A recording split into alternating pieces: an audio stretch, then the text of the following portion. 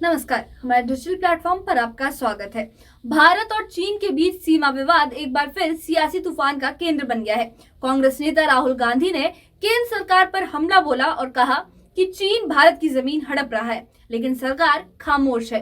दूसरी ओर बीजेपी सांसद अनुराग ठाकुर ने इन आरोपों को सिरे से खारिज कर दिया। आखिर क्या है ये पूरा मामला और दोनों पक्षों का क्या कहना है, देखिए इस खास रिपोर्ट में। भारत और चीन के बीच वास्तविक नियंत्रण रेखा यानी एलएसी पर तनाव की कहानी पुरानी है। 2020 की गलवान घाटी झड़प के बाद से दोनों देशों के रिश्ते तल्ख बने हुए हैं। कई दौर की बातचीत के बावजूद सीमा विवाद सुलझ नहीं सका। अब कांग्रेस नेता राहुल गांधी ने लोकसभा में इसे जोर शोर से उठाया। उनका आरोप है कि चीन ने भारत की 4000 वर्ग किलोमीटर जमीन पर कब्जा कर लिया है, लेकिन मोदी सरकार चुप्पी साधे हुए है। राहुल ने कहा कि सरकार की खामोशी देश की सुरक्षा के लिए खतरा बन सकती है। It's a known fact that China is sitting on 4,000 square kilometers of our territory.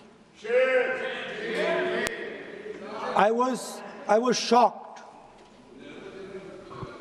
some time back to see that our foreign secretary was cutting a cake with the Chinese ambassador.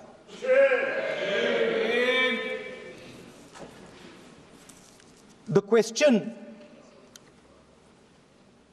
is what exactly is happening to this territory?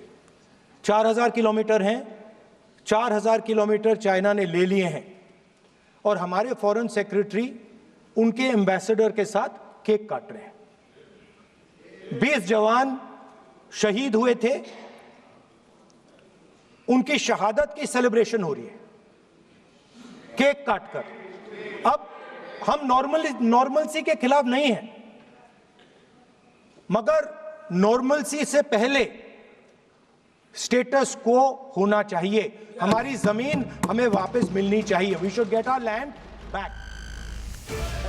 Rahul के हमले का BJP ने जवाब दिया। सांसद अनुराग ठाकुर ने कांग्रेस पर पलटवार करते हुए कहा कि राहुल गांधी चीन के मुद्दे पर देश को भटका रहे हैं। ठाकुर का दावा है कि कांग्रेस के राज में चीन ने भारत की जमीन हड़पी थी, लेकिन अब वक्त बदल गया है। उन्होंने जोर देकर कहा कि भारत अब अपनी सीमाओं की हिफाजत के लिए पूरी तरह तैयार है और संप्रभुता से कोई समझौता नहीं होगा। ऐसी कौन सी मजबूरी थी जब एक्साइज चीन का एरिया किसके समय वो चीन ने हथिया लिया? किसकी सरकार थी? कब हिंदू चीनी भाई भाई कहते रहे और पीठ पे छुरा घोंपने का काम किया था? किसकी सरकार थी? कौन वो नेता थे जो डोकलाम की घटना के समय चाइना के अधिकारियों के साथ चाइनीज सूप पीते रहे और सेना के जवानों के साथ जाकर खड़े नहीं हुए? वो कौन सी फाउंडेशन है जिसके चाइना के अधिकारियों से पैसा लिया गया और आज तक जवाब नहीं दिया गया? क्या राजीव गांधी फाउंडेशन ने वो पैसा लिया था? तो क्यों पैसा लिया था? किस काम के लिए पैसा लिया था? आज मोदी जी की सरकार में हम ये कह सकते हैं, डोकलाम की घटना के समय भी मुंह तोड़ जवाब दिया तो भारत की सेना के जवानों ने चीन के सैनिकों को दिया है। प्रधानमंत्री जी स्वयं सीमा पर भी गए, सेना का मनोबल बढ़ाया। रक्षा मंत्री जी गए, 1 इंच जमीन भी भारत की कोई नहीं हथिया पाया तो भारत की सेना ने वो करके दिखाया, तो मोदी सरकार में करके दिखाया है। कुछ लोग चीन के साथ मिलकर झूठे आरोप लगाते हैं और अपनी राजनीतिक रोटियां सेकते हैं। ये केवल राजनीति करते हैं, इनको कुछ नहीं मिलने वाला। इनको जवाब देना होगा कि चाइना से राजीव गांधी फाउंडेशन में पैसा क्यों लिया था। सीमा विवाद पर सियासी जंग तेज है। कांग्रेस का आरोप है कि सरकार चीन के सामने नरम पड़ रही है, तो बीजेपी दावा कर रही है कि देश की सुरक्षा उसकी प्राथमिकता है।